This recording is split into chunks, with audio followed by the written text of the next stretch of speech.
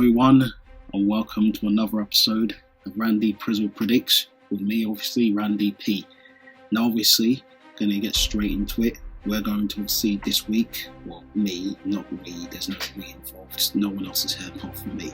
So always get that confused. As you can see, I'm the height of the darkness, you know what I mean, and the darkness is taking over for this week's episode, you know what I mean. So without further ado, obviously, because the card is not fully adjusted yet, I'm obviously going to predict the end points of King of the Ring, which should be happening next week on September the 15th on Monday Night Raw and SmackDown. So you've got obviously now a triple threat match which is going to happen on the Raw side, which is going to be a mad one, literally. It's going to be Samoa Joe versus Ricochet versus Baron Corbin. This match should be a good match, you know what I mean. I do think Baron Corbin's going to win this one. I hope I'm proved wrong, because you know me and Baron Corbin, I'm not a fan of him, but it will leave that for another time. As you already know, some of you probably already know and heard it from the podcast, i.e. the Clarepoint podcast. Check that out on SoundCloud.com. Just type it in, you'll find it. But in general terms of who I think is going to win that match, as I said, Baron Corbin. That's for the Raw side. For the SmackDown side, Elias versus Chad Gable. Personally, I see the way they're going with this, seeing the matches that's been leading. Chad Gable has beaten Shelton Benjamin and obviously has beaten Andrade, which was a big shock for me because I did think Andrade was going to go forward in this one, but unfortunately they gave it to Chad. Weird about that one, don't know how to feel about it. The angle they're going at it is pretty weird, but maybe Chad can make a believer out of me, or maybe he cannot. You know, in general terms, I think Chad's going to win this one, unfortunately, because it's going to go to the final between him and Baron. And then who I think is going to win that one? Baron Corbin. So Baron's going to be the king of the ring, and he's going to troll us, and it's going to be very, very annoying, you know what I mean. But that's who I've got. But I'm just going to read out potential matches. If that doesn't happen, who do I think could win? If you say like Samoa Joe goes through to face Chad Gable, I think Chad Gable would win. If you got if you got Ricochet going against Chad Gable, I think Chad Gable's going to win. Personally, I think they want this underdog story to happen with him, so I think they're going to make him win regardless, somehow. But obviously against Baron, no, I think Baron's going to walk away with the victory. We're going to obviously look at Baron Corbin. If he advances to the final against Elias, if Elias advances, I'm going to go with Baron on that one. So that's pretty much who I would go with if the card is updated and the final takes place, obviously at Clash of Champions. So without further ado, let's get straight into the card for Clash of Champions and what matches should be happening there. Obviously, we know now that certain matches will be happening. It's just going to be Charlotte Flair against Bayley for the SmackDown Women's Championship. Who I got winning this one? I've got Charlotte Flair for this one. Actually, looking at it, the build-up to this has been quite weird. Listen, I don't want Charlotte Flair in the title picture, but when I'm looking at Bayley, how Bayley now has made that turn to heel, which has been quite a breath of fresh air, by the way. It needed to happen a long time ago. Finally, they've pulled the trigger with it. Bayley's a heel. I want to see how this goes now. But for me, they need to keep making this run. You know, they need to make Bayley look strong. So, in general sense, you can't really lose against Charlotte. So I'm going to reverse my statement I just made earlier, my prediction. I think it's going to be Bayley retaining, by the help, obviously, of Sasha Banks. She's going to get involved somehow, and Bayley's going to end up walking away with a W. So that's me changing my views right there, instantly, right now. So people will be like, why'd you change it right now? But sometimes you reevaluate things and you check the levels and you see potentially what could go down. And I'm going to change my mind, and obviously now I'm going to stick with Bayley winning. Next match we got the Universal Championship. This is not in order, by the way, so people go, oh, I don't think it's going to be in that order. It's not in order. I'm just predicting it as it goes along. That's what it is. So you've got Seth Rollins going against Braun Strowman for the Universal Championship. I think this all depends on how the tag team match kind of goes for me. But obviously before that, I will go into the tag team match. So they would be facing Seth Rollins and Braun Strowman. Will be facing Robert Roode and Dolph Ziggler. This tag team with Robert Roode and Ziggler came out of nowhere, to be honest. I think they're interesting, intriguing to see what these two do, because for me they do look like a solid unit if they work to the angle better as a tag team, you know what I mean, in terms of when they told a storyline better. But they just put these two together and they said, oh, they're going to fight for the, title, and they end up winning the match. The tag team turbo match was absolute madness, by the way.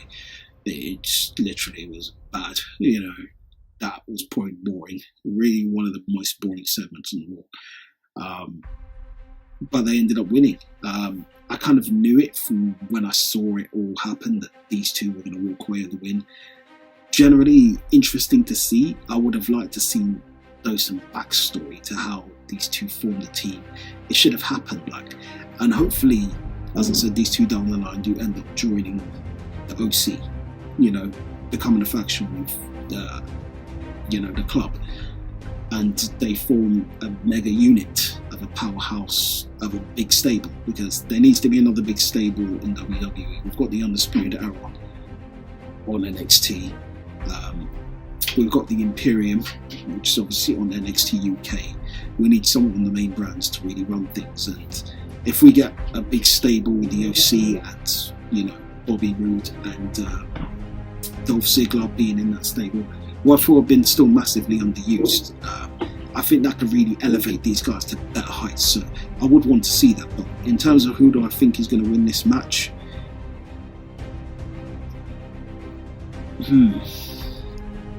I'm going to go with Robert Roode and Dolph Ziggler, because personally I think these two are going to clash. Seth Rollins, but something's going to happen where these two are just someone's going to turn heel. I don't know who is. I think possibly it's going to most likely be Braun, and I think that's then going to lead to their Universal match, which I'm going to get into. Who do I think is going to win this one? I'm going to stick with Seth Rollins. Seth Rollins to win, overcome the monster among men, and retain his Universal Championship. We'll move on to the next match on this list that I've got here. This is not obviously in order, as I said. Kofi Kingston going against Randy Orton. Now, obviously, for me, this is Randy Orton's second title opportunity. This whole stupid angle of him saying stupid has been a bit weird, not gonna lie to you. I've liked the build up from the start, but and their first match was a bit weird, obviously how it ended. But it kind of needs to happen to continue the feud on. Would like to obviously see Kofi Kingston win, but I do feel it may be swinging in a direction where they possibly now could give this to Randy. So I'm going to go with Randy Orton on this one. Unfortunately, I think Kofi's time is possibly going to be up as champion, and they're going to hand that to Randy Orton. I mean, it is kind of his time. He has been waiting in the wings for a while, and we would like to see Randy Orton as champion again. I think it's what's best for business in general sense, and see Age of Orton or the Viper come back again and run reign down on the WWE universe, and the WWE included. So we obviously next got the next match, which is the Cruiserweight Championship, Drew Gulak versus Humberto Carrillo. Personally, never really heard of Humberto Carrillo. As bad as me, obviously, as I said, I don't watch 205 Live, so I don't know who he is. He's going to obviously show himself. I think it's going to be a good match, because he wouldn't get a title opportunity, I think, if he wasn't good. So we wait to see, obviously, what is going to happen between these guys. I mean, Drew Gulak and Humberto Carrillo, I think, could steal the show here and put on a fantastic match. But it all depends on how this all goes down, you know what I mean? I think it's going to be another show stealer for these guys, so I'm possibly going to go with Gulak winning this one. I mean, I don't know too much about Kaleo, but he can probably prove something to me by showing exactly what he can do, and I think he's going to do something really incredible. Also, otherwise he wouldn't be there. So yeah, we move on to the next match. That's on this card: Raw Women's Championship, Becky Lynch versus Sasha Banks. I'm obviously going to go with Sasha on this one. As I said, I think Bayley's going to get involved, which then could leave Sasha Banks winning.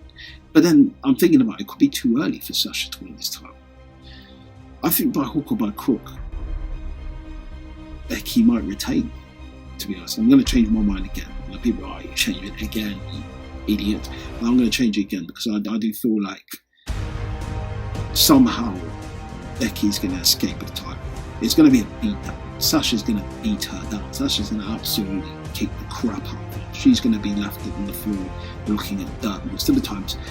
And that's what's going to happen. But I think somehow she's going to walk away still holding the title. So I'm going to go with Becky Lynch for the win. What obviously is on this card here says Daniel Bryan versus Roman Reigns, which is absolutely probably incorrect. Obviously what was shown was that it was Rowan that's going to face Roman Reigns. But who knows, this could change into a triple threat down the line later on. If it does, it could be good. But then it could be weird as well. I mean, we want to see some sort of conclusion to this stupid storyline because it's been terrible. Let's be honest. Obviously, it started interesting. Roman got knocked down, and then it just got weird from that point on. Where they started bringing someone who looked like Rowan backstage and they were holding him hostage and all that. It was just crazy. And then you automatically knew it was Rowan. And then what's his name stood there confused like an idiot. Roman Reigns like like for a good flipping minute, and they didn't change the thing. You know what I mean? He didn't look like he was going to do anything. He just stood there like dazed, like he was caught like a rabbit in the headlights or something. Do you know what I mean? But in general terms, who do I think is going to win out of Roman Reigns and Roman Reigns? If it is a triple threat or if they change it to Daniel Bryan, Roman Reigns is still going to win. So I'm just going to have that as that. We obviously got one more, I think, match that may happen on the card. Alexa Bliss and Nikki Cross, which should be taking on Sonya Deville, I feel, and Mandy Rose. They did beat them on SmackDown, so it's only right that these two get an opportunity for the title. So I do think it's going to be these guys that potentially get that tag team opportunity against them too. So they did beat them, so it should be them. You know what I mean? If you didn't beat them, then it would be weird. So I do think it's going to be Sonya Deville and Mandy Rose. Who do I think is going to win this one? Bliss and Cross, I'm going to go for. I don't think anyone else is going to win that. So I'm going to go for Bliss and Cross. And that's my predictions. I don't know if any other matches are going to happen on the card. I don't think they will. I think 7 matches, isn't it? 1, 2, 3, 4, 5, 6, 7, 8, 9. 9? 3, 4, 5, 6, 7, 8. Yeah, 9 matches. 9 matches. 9 are going to happen on this card. On Clash of Champions. So, I mean, obviously, yes. Oh, the Intercontinental. It is going to obviously be on the card as well. So you're going to have Shinsuke Nakamura, who will be defending his title against The Miz. Who's going to win that one? Shinsuke. He should retain. I would like to see Miz become the championship, but I do feel Miz should be fighting for the major championship now. They always look to buoy the Miz off in some sort of way. And if you know what buoy means, they kind of pop him off. But I would want to see Drew McIntyre somehow involved within this title picture down the line. They've always misused him, and when he's come back, they misuse him again. Like, how do you do that twice? You know, it's just what you're doing to EC3. So it's a little bit of a rant, but like, come on, you put this guy back. He went to NXT, won the title in NXT. You know what I mean? And you put him in mediocre matches. You don't really give him a chance. Listen, obviously against Cedric, the match looks great and all that, but you should have had him win. You know what I mean? Like, the trigger should have been pulled on this guy a long time ago. He should have probably been champion by now. But again, they've thrown it away. But EC3, another one. But in general terms, it should be a championship. That's back to the title picture, where I feel Shinsuke is going to retain. I don't know what Sami Zayn is doing as some spokesman for Shinsuke Nakamura. Since when did these two become friends? I don't know. Obviously, a storyline they put together, which I think is crap, in general terms. But whatever. And that's what it is. So that's that. I think obviously the US title's going to obviously be on the line as well. So that's going to be another one added to the card. So I'm trying to remember who the US champion is. That's bad of me, literally. Oh, AJ Styles, sorry. AJ Styles obviously should be defending this championship against someone. I don't know who. Maybe, obviously, on SmackDown we'll find out. Personally, I think it should be Andrade. I think these two should tear the house down. That's who I would like. Predictions wise, obviously it's got to be a face. You've got to have a face against him, you know what I mean? And I'm thinking down the line, Ali, he could be one who challenges AJ, but whoever is going to face AJ is going to win. That's just simple as that. So that's what I'm going for. But yeah, that's been my predictions. Randy Prizzle. I'd like to thank you all for tuning in to another episode of Randy Prizzle Predicts. Obviously, you can follow me on the Facebook, SoundCloud, Twitter, all of that. SoundCloud, obviously, Randy Freddy Prizzle. Check out my Clairpoint podcasts, which are there, as I said, random as ever, as usual. You could also check out me on the Twitter, which is probably down in the link below. Everything is all down in the links below. Check out my friend's studio down in the links below as well. Big them all up as well. And big up yourself for watching as well.